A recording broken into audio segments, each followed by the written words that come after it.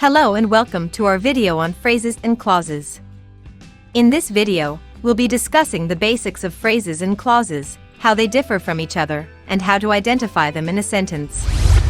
Let's start with the phrase. A phrase is a group of words that work together to convey a particular meaning but do not contain both a subject and a predicate. They function as a part of speech, but not as a complete sentence. For example, in the sentence "The boy with the blue hat is my friend," the phrase is "with the blue hat." Now let's move on to the clause. A clause is a group of words that contain both a subject and a predicate and can function as a complete sentence on its own. There are two types of clauses: independent clauses and dependent clauses. An independent clause can stand alone as a sentence, while a dependent clause cannot. For example, in the sentence "I will eat pizza if it's available," the independent clause is "I will eat pizza," and the dependent clause is "if it's available." Let's look at some more examples. In the sentence "After the movie ended, we went out for ice cream," the phrase is "after the movie ended," and the independent clause is "we went out for ice cream."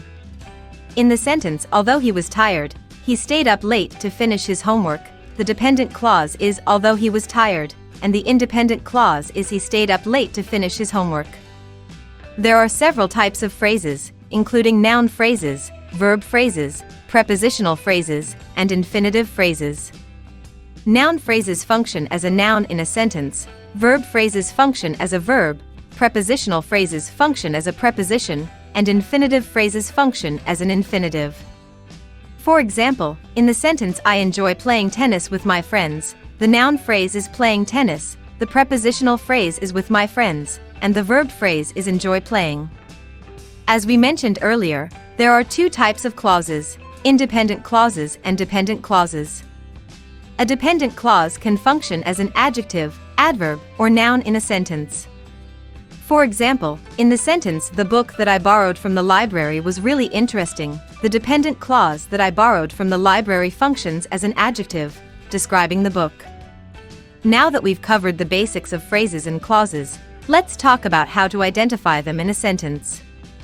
To identify a phrase, look for a group of words that work together to convey a particular meaning but do not contain both a subject and a predicate. To identify a clause, look for a group of words that contain both a subject and a predicate and can function as a complete sentence on its own.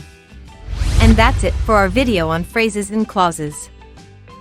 To practice worksheets about phrases and clauses, visit our website.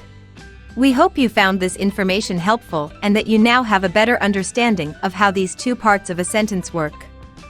Thanks for watching.